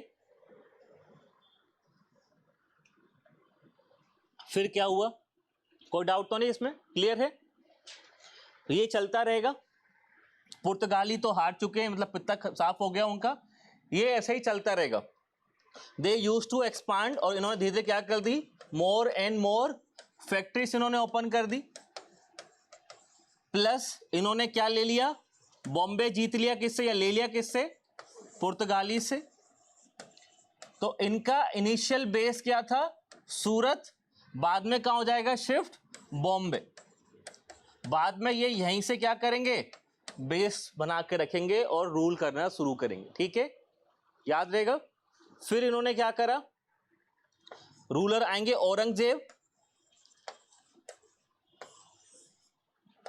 औरंगजेब फरमान जारी करेंगे, जिनसे ब्रिटिश को क्या मिले, कंसेशन मिले, किसमें, ट्रेड में, कि आपको मैं एक्स्ट्रा छूट दे रहा हूं, आपको क्या है, ड्यूटी कम कर दूंगा या ड्यूटी माफ कर दूंगा, आपके प्रोडक्ट्स पे क्या लगेगी, नहीं, ड्यूटी। उन्हें क्या मिले, टैक्स में, जो व्यापार में क्या मिली, छूट, कंसेशन मिली, किसके द्वारा, औरंगजेब के द्वारा। तो औरंगजेब ने इन्हें क्या दिया, फरमान जारी किया कि मैं आपको क्या देता हूं, टैक्स फ्री कंसेशंस, कि आपके पे टैक्स कम लगेगा या टैक्स नहीं लगेगा, जाके मजे करो किसमें, व्यापार में। ऐसा कौन करता है, औरंगजेब, क्योंकि उसे क्या मिल रहा है, खूब सारा पैसा। ये चलता रहेगा, ये चलता रहेगा, लेकिन धीरे धीरे कंपनी क्या हो गई, पावरफुल, और कंपनी मौका देखेगी 1686 में। यहां पे क्या हो रही होगी, औरंगजेब कहां चला गया, साउथ में, किससे फाइट लड़ रहा है, गोलकोंडा, बीजापुर। तो अंग्रेज सोचेंगे कि एक काम करते हैं, किसको हरा दें, अटैक कर दें, किसके ऊपर, औरंगजेब के ऊपर। और ये सबसे बड़ी गलती करते हैं, किस पे हमला कर देते हैं, औरंगजेब की आर्मी के ऊपर, बंगाल साइड पे। किस पे हमला कर दिया, औरंगजेब की। तो औरंगजेब इतना भी कमजोर नहीं था कि किनसे हार जाए, इन छोटी सी टाइम की कंपनी से। तो औरंगजेब की सेना किसको हरा देगी, ईस्ट इंडिया कंपनी को भगा भूग के मारेगी मतलब। और यहाँ पे डिफीट होगी किसकी, कंपनी की। तो कंपनी की डिफीट हुई, इनको खूब मारा औरंगजेब ने, एंड उसके बाद कंपनी वही, भाई साहब माफ कर दो, वही लेटर लिखेंगे, वही क्या लिखेंगे, कंसेशंस, कि माफ कर दो, पैसा ले लो, माफ कर दो, पैसा ले लो। औरंगजेब भी बोलेगा ठीक है माफ किया, 1.5 लाख क्या ला देना मेरे पास, पैसा ला देना, माफ करता हूं। तो ये हार तो जाएंगी, लेकिन औरंगजेब इनको माफ कर देता है, क्यों, उसे क्या मिल रहा है, बहुत सारा पैसा। पैसा कौन दे रहा है, ये ब्रिटिश कंपनी कमा कमा के दे रही है। तो ऐसा चलता रहेगा, याद रहेगा ये। तो इस प्रकार से औरंगजेब के सामने लड़ाई होती है इनकी, यही इनका कार्यक्रम चलेगा। और बाद में ये काम करने जाएंगे, और बाकी तो हम आगे वैसे पढ़ेंगे इसे, बस ये बेस टॉपिक लिख लो नॉर्मल। बाद में क्या होगा, बंगाल के अंदर एक 3 जगह मिलेगी इनको, सूतनती, कालीकाता और गोविंदपुर। ये 3 इलाके इनके पास आएंगे, जिसको हम क्या बोलते हैं आज का कलकत्ता। ये 3 इलाकों की क्या मिलेगी जमींदारी, कौन कौन से इलाकों की, सूतनती, गोविंदपुर और कालीकाता। इन तीनों की जमींदारी मिलेगी किसको, आज क्या नाम पड़ गया इसी को, कलकत्ता, इसको ही बोलते हैं आज कलकत्ता। इन तीनों की जमींदारी मिलेगी किनको, ये तीनों इलाके दिए जाएंगे किनको, ब्रिटिशर्स को। अब ब्रिटिशर्स इसी इलाके में क्या बनाएंगे, अपनी फैक्ट्री, और नाम क्या पड़ेगा उसका, फोर्ट विलियम। इस प्रकार से उन्होंने क्या बनाया अपना, फोर्ट विलियम, जो फ्यूचर में क्या रहेगा उनका बेस, यही क्या रहेगी उनकी कैपिटल, किसकी, अंग्रेजों की। याद है फोर्ट विलियम, तो याद रहेगा फोर्ट विलियम कैसे बना। ये 3 इलाके जमींदारी मिले, जिसको आज हम उसको बोलते हैं कलकत्ता। ये 3 इलाकों को फोर्टिफाई कराया, किलेबंदी कराई, और क्या नाम दिया, फोर्ट विलियम। ठीक है, इसी के साथ मद्रास में भी चले जाएंगे, मद्रास का इलाका भी ले लेंगे, वहां पे बनाएंगे क्या, फोर्ट जॉर्ज। वहां पे नाम क्या पड़ा, फोर्ट जॉर्ज। तो ये काम चलता रहेगा किनका, तो अंग्रेज लगातार क्या कर रहे हैं, ग्रो करते ही जा रहे हैं। एंड फाइनल एक इनको फायदा मिलेगा किससे, वो नेक्स्ट टॉपिक हमारा, कोई डाउट तो नहीं इसमें, ये हम बस बता रहे हैं कंपनी की ग्रो, बाकी हम बेटल्स तो अलग से पढ़ेंगे इसे। एट लास्ट हटा दूं मैं इसको, एट लास्ट एक रूलर आएंगे फारूक सियार, याद है फारूक सियार, और ये फारूक सियार भी फरमान जारी करेंगे, और फरमान क्या जारी करेंगे, दस्तक। ये दस्तक मतलब होता है क्या, duty free trade for Britishers, कि जो ब्रिटिश जो ये रूल कंपनी जो ट्रेड कर रही है उस पर क्या नहीं लगी, कोई भी ड्यूटी नहीं लगेगी। ये जारी कौन करता है, फारूक सियार। और इसी फरमान को लेके बहस होगी किससे, इनकी सिराज उद्दौला, जो कहाँ का रूलर है, नवाब का, बंगाल का, और बैटल ऑफ प्लासी आगे हो जाएगी। वो कहानी हम कब पढ़ेंगे, आगे। याद रहेगी पूरी कहानी अभी तक, किस प्रकार से कंपनी बनी और कैसे ग्रो करी। कुछ याद नहीं रहे तो पहली फैक्ट्री कंपनी कब बनी और मेजर इवेंट्स याद रहेगा ये। और इसी फारूक सियार ने फरमान दिया था, फरमान मतलब ये था कि आप जो व्यापार करोगे उस पर मैं कोई भी क्या नहीं लगाऊंगा, शुल्क। पूरे इंडिया में जहां तक मेरा रूल है वहां पे कोई शुल्क आपसे नहीं लेगा। ये फरमान जारी किया था किसने, फारूक सियार ने। और इसी फरमान को लेके बहस हो जाएगी किससे, इनकी और बंगाल के नवाब की, जो रिजल्ट होगा बैटल ऑफ प्लासी में। याद है बैटल ऑफ प्लासी, सुना है बस।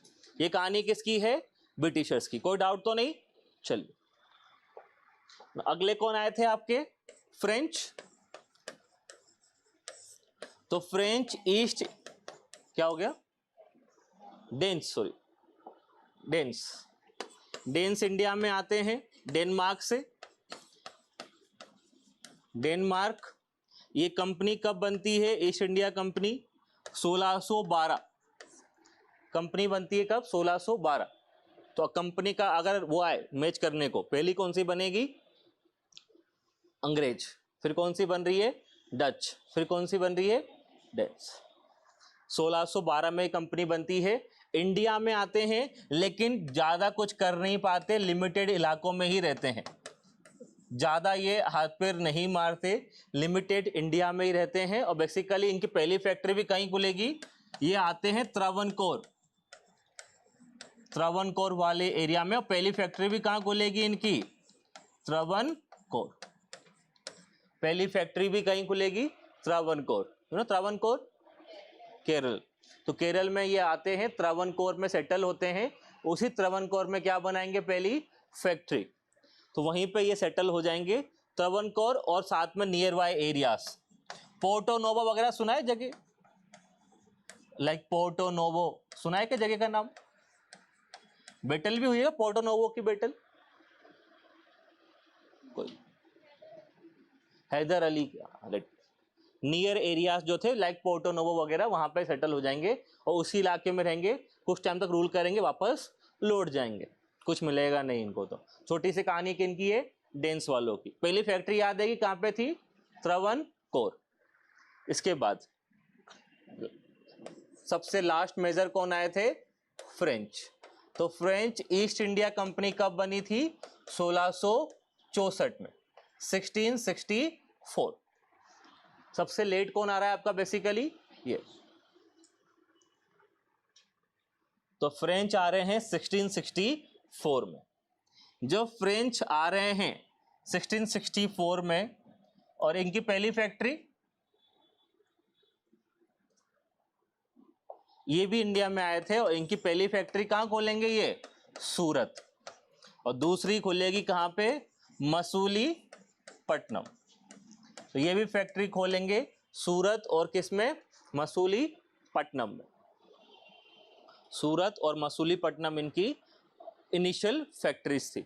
और फ्रेंच का आना आसान नहीं था, क्यों, फ्रेंच से पहले कितने लोग आ चुके हैं, सारी कंपनी आ चुकी है। फ्रेंच क्या है, लेट एंट्री है कहाँ पे, इंडिया के ट्रेड में। तो इनको लगातार फाइट करनी पड़ी किनसे, दे रेगुलर फाइट विद खासकर डच और इंग्लिश, क्योंकि डच भी मौजूद थे और साथ में कौन मौजूद था, इंग्लिश। उनसे इनकी लगातार बैटल चलेगी, अंग्रेज और किनसे, डच से। और अंग्रेज और उनसे पहले ये किससे इनकी फाइट चलेगी, शिवाजी। इनको शिवाजी जो है खूब उड़ा उड़ा के पटकेंगे। तो उनसे पहले इनको आएगा शिवाजी। फ्रेंच के एक फ्रेंच का आदमी था मार्टिन करके, वो मार्टिन से फाइट होती, हार भी जाते हैं फ्रेंच, और जगह छोड़नी पड़ती है कौन सी, मराठा वाली। याद रखिएगा, मतलब ये शिवाजी या जो मराठास थे उनसे भी फाइट होगी इनकी, पहले बाद में लड़ेंगे अंग्रेज से, तो पहले किससे लड़ेंगे, ये मराठा, शिवाजी से ही इनकी फाइट हो जाएगी पहले, और शिवाजी इनको भगाएंगे। फिर हाँ, ये कुछ इलाके साउथ के कंट्रोल करेंगे, फिर ये साउथ में चले जाएंगे, और साउथ में कई सारे इलाके इनके पास रहेंगे। यू नो माहे, सुना है नाम, कराईकल और पुडुचेरी, ये बाद में यहाँ पे शिफ्ट हो जाएंगे। कहाँ पे, जो आपका बेस है साउथ वाला, दैट इज बेसिकली यहाँ पे ये सारी चीजें कहाँ पे है, इधर वाली कोस्ट, माहे, कराईकल और पुडुचेरी। फ्रेंच बेस कहाँ बनाएंगे, और यही बाद में क्या बन जाएगा इनका बेस, बाद में सारे काम ये यहीं से करेंगे। माहे, कराईकल और पुडुचेरी आए तो कहाँ पे थे, वेस्टर्न कोस्ट पे, याद है, सूरत कहाँ पे, इधर मसूलीपट्टनम, लेकिन भगा कौन देगा, शिवाजी हटा देंगे, अंग्रेज परेशान करेंगे, साउथ चले जाएंगे, कहाँ रहेंगे फिर ये आपकी ईस्टर्न कोस्ट पे माहे, कराईकल, पुडुचेरी क्या बनेगी, इनकी बेस बनेगी।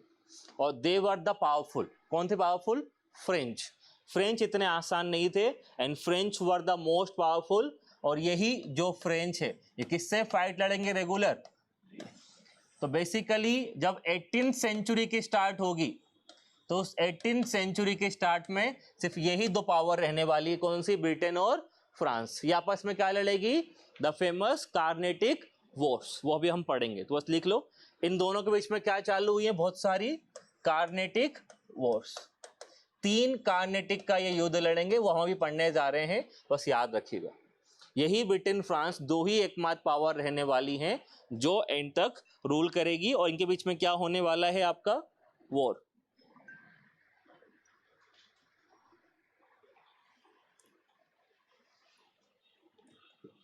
ठीक है,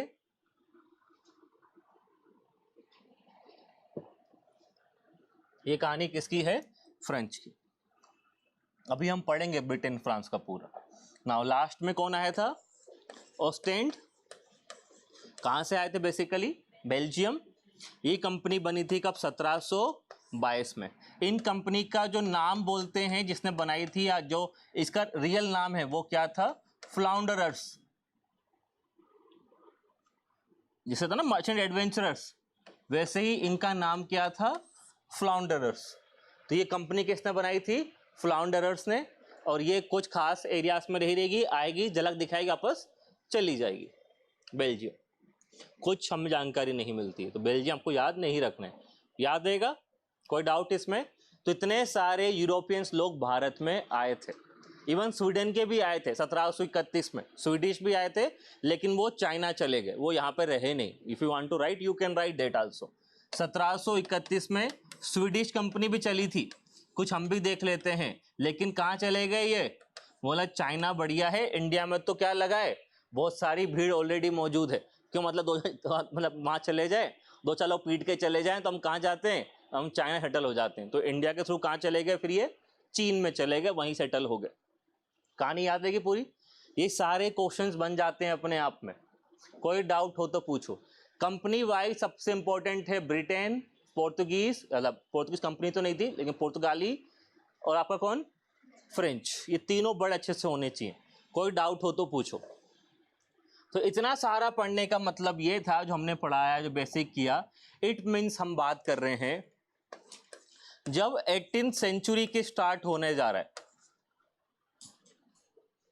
18th सेंचुरी, तो फिर इंडिया में सिर्फ कितनी बड़ी पावर आपको दिखाई दे रही है, 2। हम देख चुके थे, पुर्तगालियों का पत्ता कट चुका, क्योंकि उनको हराया था ब्रिटिश ने जहांगीर के साथ मिलके, तभी वो छोटे हो गए थे, और कैंप कहाँ ले गए वो अपना, सिर्फ जो उनका कैंप था बेसिकली गोवा, दमन और दीव। डच को हरा ही चुकेंगे, डच भी किसी काम के नहीं रहेंगे, डच स्मॉल एरियाज में रहते हैं, वो इंडोनेशिया चले जाएंगे। देन कौन से बच रहे थे आपके, ऑस्टेंड किसी काम, डेंस किसी काम के नहीं थे, बचता कौन है, सिर्फ ब्रिटेन और फ्रांस, और इन्हीं के थ्रू ही ब्रिटिश का होगा इनिशियल एक्सपांशन। यही क्या लड़ते हैं, fort for supremacy in India, ये लगातार फाइट करेंगे कि इंडिया में सुप्रीम पावर कौन है। वही हम पढ़ने जा रहे हैं। और इन दोनों का जो एम्बिशन था, वो एम्बिशन जो है वही एक आगे का रास्ता तय करेगा। बेसिकली ये इंडिया में सुप्रीमेसी की फाइट कर रहे हैं, और साथ में क्यों कर रहे हैं? क्योंकि इंडिया में क्या हो रहा है उस टाइम पे, इंडिया में इन्हें क्या दिख रही है? अपॉर्चुनिटी। इन दोनों को इंडिया में क्या दिख रहा है? अवसर। क्यों? इंडिया में कोई क्या नहीं है, कोई अब एक बड़ी पावर इंडिया में नहीं है। इसको बोलते हैं डिक्लाइन ऑफ मुगल्स।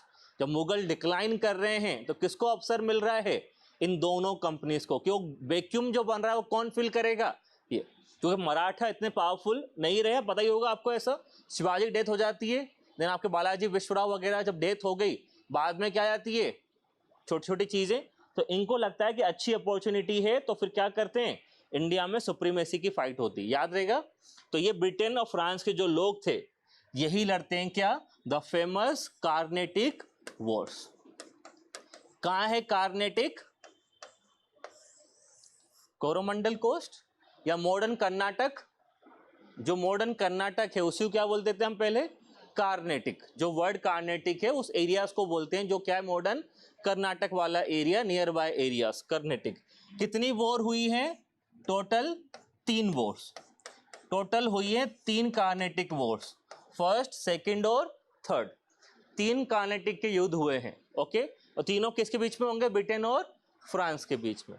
पहला होता है आपका 1746 में और 1748। पहली बार तो ये इस टाइम पे लड़ेंगे। दूसरी बार फिर मन नहीं भरेगा, फिर लड़ेंगे 49 से कब तक? 54 में। और तीसरी होगी डिसिसिव बैटल 1756 से लेके 1763। ये 3 ये वॉर लड़ेंगे। आपको ईयर नहीं भी याद हो, इट्स फाइन, सिर्फ क्या रखना है? सेंचुरी। कौन सी सेंचुरी है ये? 18th century, mid 18th century में लड़ रहे हैं। कोई डाउट? तो नाउ फर्स्ट कार्नेटिक वॉर, पहला कार्नेटिक वॉर 1746 से लेके 48। पहला कार्नेटिक वॉर। पहला कार्नेटिक वॉर किसके बीच में हुआ? अंग्रेज और फ्रेंच के बीच में। क्यों लड़े ये लोग? मजा आ रहा था इनको। Austria war of succession. Okay, और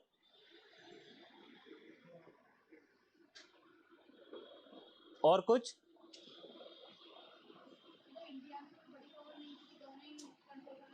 और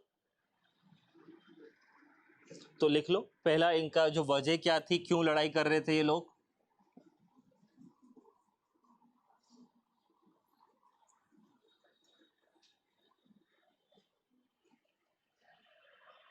सबसे बड़ा जो कारण था कोजेस में, इनका जो मेन कोजेस था वो क्या था?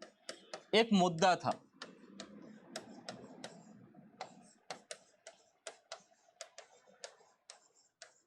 ऑस्ट्रिया जगह सुनी है आपने? कहां पे ऑस्ट्रिया? यूरोप में है कि न्यूजीलैंड के पास में? न्यूजीलैंड के पास में नहीं है ऑस्ट्रिया, वो ऑस्ट्रेलिया है। तो ऑस्ट्रिया कहां पे है? यूरोप में। अगर आप पाएंगे तो आप देखेंगे छोटी छोटी कंट्रीज हैं बहुत सारी, वियना इसकी कैपिटल है। तो ऑस्ट्रिया में क्या हो रहा था? राजा का कार्यक्रम खत्म हो रहा था। अब अगला रूलर कौन बनेगा, उसकी फाइट चल रही थी। कहां पे? ऑस्ट्रिया में। तो 2 कैंडिडेट निकल के आए। कहां पे? ऑस्ट्रिया में, कि राजा कौन बनेगा ऑस्ट्रिया का अगला। तो एक कौन बोल रहा था? फ्रेंच की हमारा आदमी चुनेगा। दूसरा कौन थे? फ्रेंच हमारे आदमी चुनेंगे। बेसिकली कहानी ये है, अगर आपने वर्ल्ड हिस्ट्री थोड़ी बहुत सुनी भी हो, सुना है वर्ल्ड हिस्ट्री आप लोगों ने?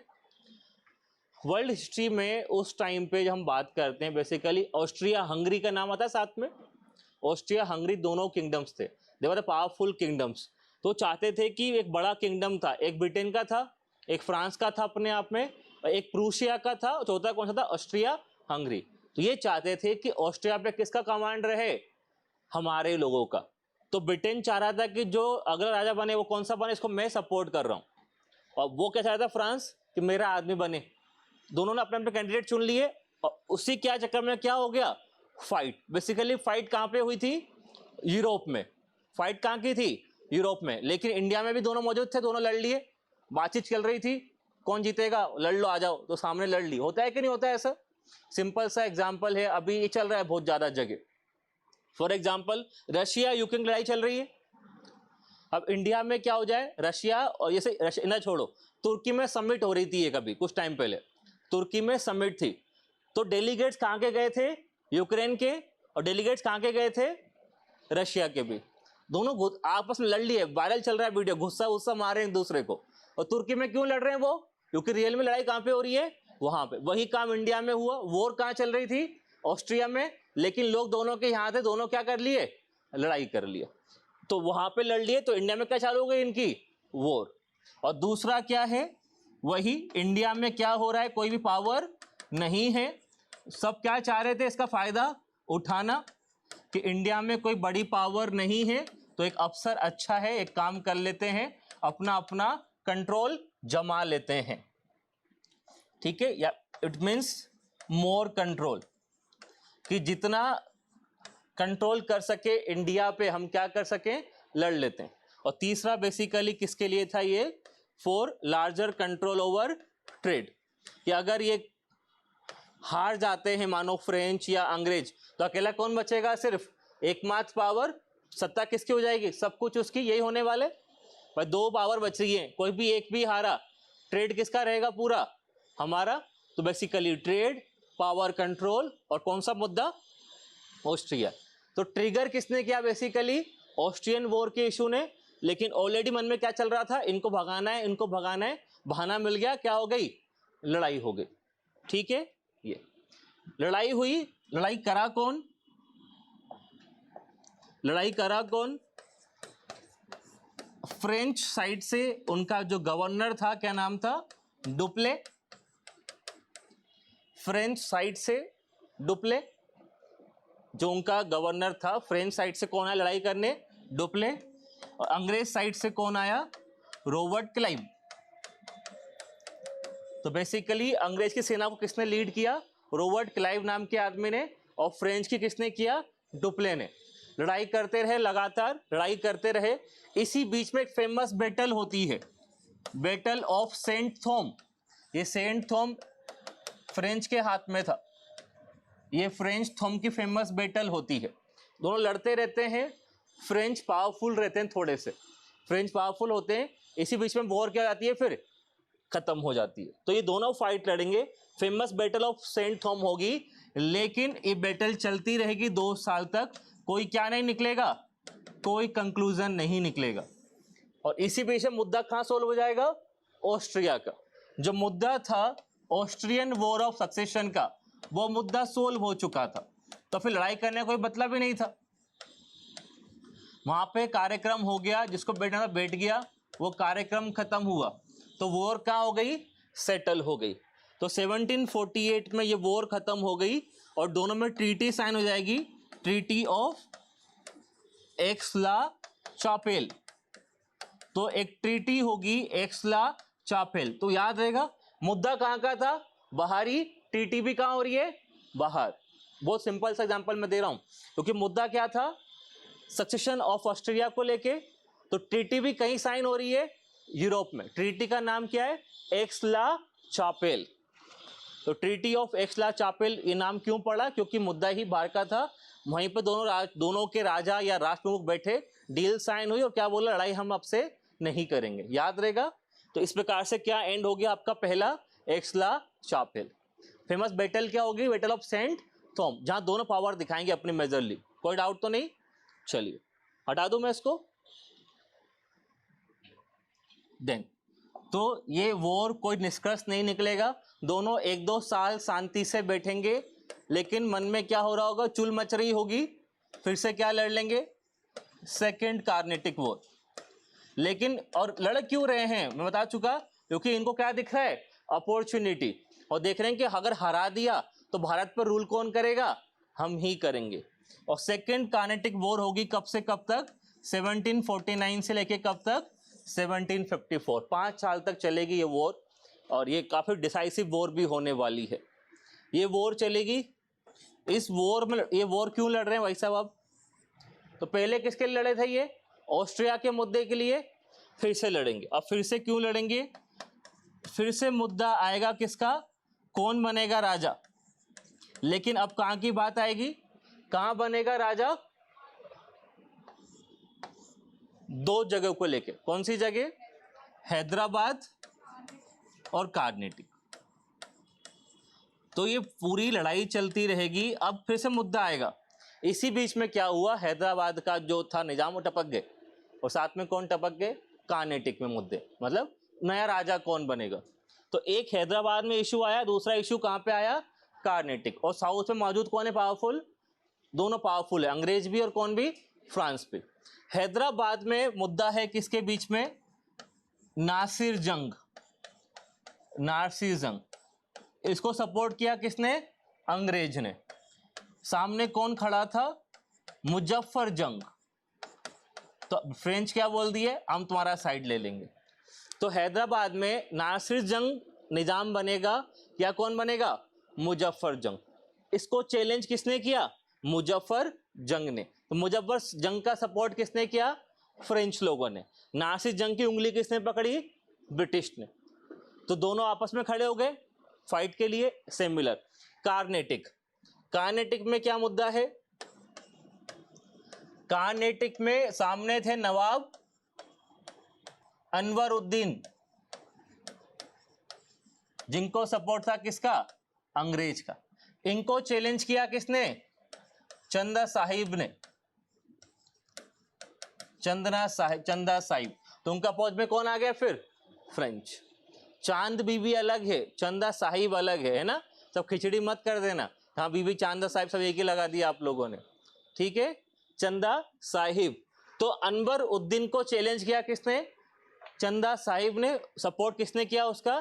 फ्रेंच ने। अब आपको दिख गया, माहौल बन गया कि दो किंगडम से, दोनों में दो जो बैठे हुए हैं ब्रिटिश सपोर्ट से, उनको हटाना कौन चाह रहा था?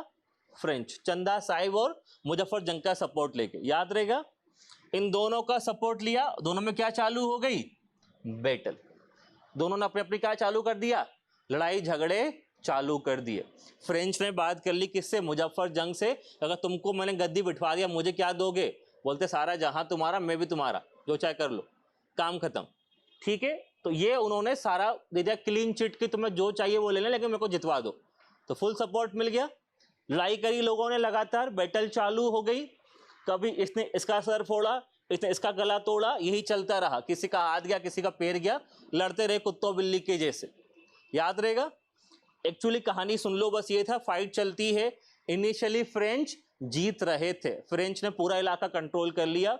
मुजफ्फर जंग क्या बन गए? राजा। उधर वो किसको ले गए? चंदा साहिब को। इसी बीच में कॉन्स्पिरेसी हो जाती है, कोई गला काट देगा किसका? मुजफ्फर जंग का। कभी कुछ हो जाएगा और पूरी खिचड़ी बन जाती है। ये बैटल क्या हो जाती है? लंबी चली जाती। हमें उन कहानी से मतलब नहीं है। इस बीच में फेमस एक बैटल होती है, उस बैटल का नाम होता है बैटल ऑफ अंबुर। एक फेमस बैटल, क्योंकि हर एक में अपनी अपनी क्या होती है? फेमस बैटल होती है। ये दोनों अंबुर एक जगह पे लगातार फाइट करते हैं, the great famous of battle of Ambur. वहां बैटल चलती रहेगी। फिर से क्या नहीं होगा? कोई निष्कर्ष नहीं निकलेगा। एक बार शुरुआत में फ्रेंच जीत रहे होंगे तो बाजी पलट जाएगी, कौन आगे आ जाएगा? अंग्रेज। लेकिन अभी भी कोई क्या नहीं होगा? डिसीजन नहीं निकल पाएगा। और खूब सारा क्या हो गया इसके बीच में? खर्चा होगा। खर्चा 5 साल की बैटल। और इसी बीच में, युद्ध के बीच में ही, फ्रेंच गवर्नमेंट जो थी वो क्या कर लेगी? फ्रेंच गवर्नमेंट जो है वो बोलेगी डुप्ले तुम निकले। साफ साफ डुप्ले भाई साहब को बोलेंगी कि तुम डुप्ले नाम है तो क्या दो लड़ाई करोगे तुम? डुप्ले को वापस बुला लेगी। क्यों? वो इतना खर्चा सहन नहीं कर सकती, क्योंकि 5 साल की लड़ाई चल रही है। तो लॉजिकल है, ट्रेड पे असर पड़ेगा। ट्रेड रुक गया है, अनसंट आप खर्चा कर रहे हो, क्योंकि सारे आइडिया किसका था? डुप्ले का। डुप्ले बहुत शातिर व्यक्ति था। उसके मन में यह था कि हमने अगर पावर पे कंट्रोल कर लिया, राजा हमारे कंट्रोल में हुआ, हम क्या कर लेंगे? इंडिया पे कंट्रोल कर लेंगे। उसकी एम्बिशन बहुत बड़ी थी, लेकिन फ्रेंच सरकार क्या थी? छोटी सोच वाली। उनको लगा खर्चा हो रहा है, उन्होंने किसको बुला लिया वापस? डुप्ले को। डुप्ले को बुला लिया और दोनों में क्या हो जाएगी? संधि साइन हो जाएगी। क्या बोलते हैं? Treaty of Pondicherry. दोनों पार्टी मिलेगी, ट्रीटी ऑफ पौंडीचेरी साइन होगी कब? 1754 में। और बैटल ऑफ कार्नेटिक सेकंड वाली क्या हो जाएगी? एंड हो जाएगी। याद रहेगा। इस प्रकार से बैटल एंड होगी। तो मुद्दा क्या था? लोकल। तो ट्रीटी भी कहाँ होगी? लोकल में। ट्रीटी कहाँ हुई? पौंडीचेरी में। और इस प्रकार से आपका जो ये बैटल था treaty of Pondicherry, that is second battle of Carnatic, भी क्या हो गई? एंड होगी। लेकिन नुकसान किसको हुआ बहुत ज्यादा? फ्रेंच को। फ्रेंच को बहुत नुकसान हुआ, ये याद रख लेना। जीता तो कोई नहीं, लेकिन फ्रेंच को बहुत नुकसान होता है इस वॉर में। ठीक है, ये कहानी। कोई डाउट हो तो बताओ। कोई डाउट नहीं? चलिए फिर हम इसको बाकी कल कंप्लीट करेंगे। हमारी क्लास का टाइमिंग क्या है? 1:30 का ही है ना? 1 क्लास का टाइम हो गया ना शायद हमारा।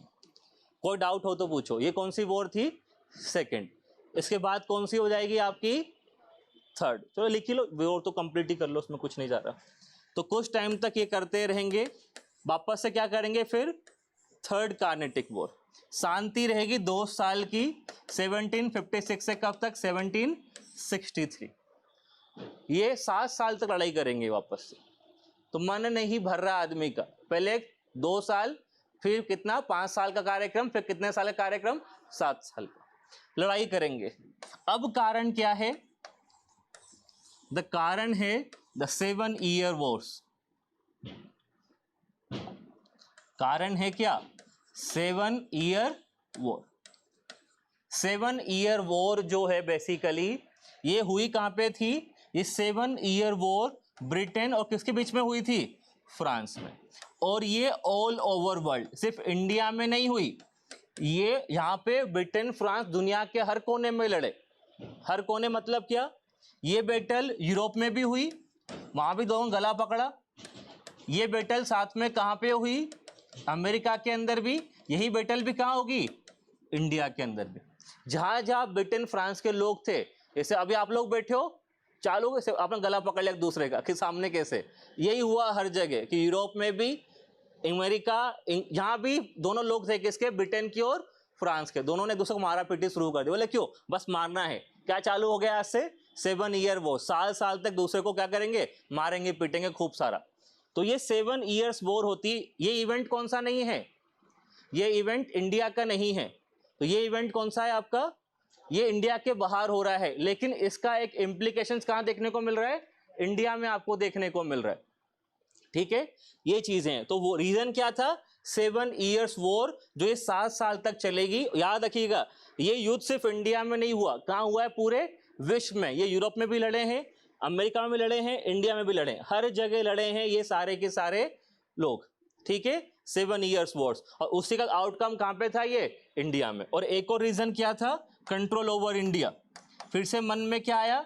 मौका है किस पे कंट्रोल कर लो? इंडिया के व्यापार पे। तो वो आइडिया मिला और लड़ लिया यहां पे। ये यहां पे कौन लड़ेगा? यहां पे रोल किसका था? यहां पे उधर कौन था आपका? आपको याद होगा, पहले में डुप्ले क्लाइव थे, दूसरे में भी डुप्ले क्लाइव थे, दूसरे में भी दोनों सेम ही थे, डुप्ले और क्लाइव। अब तीसरे में कौन आएंगे? फ्रेंच साइड से आएगा कौन? काउंट दे लेली, लाली। काउंट दे लेली ये नाम है, मेरा नाम नहीं है। काउंट दे लाली। और दूसरा है बेसी, बसी और काउंट दे लेली। और सामने कौन है? ब्रिटिश से है आयरे कूट, आयरे कूटे। तो याद मत रखिएगा कि क्लाइव हर जगह लिख दो, और यहाँ पे डुप्ले, डुप्ले आपस बुला लिया था।